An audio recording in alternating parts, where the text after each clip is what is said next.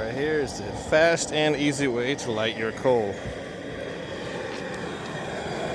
No more lighter fluid needed.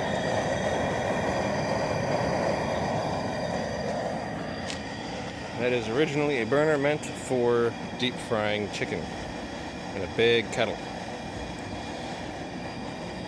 Now, putting a chimney on it with the coal in it like that, you get them orange hot in a matter of 10 or 15 minutes, and they have plenty of energy left.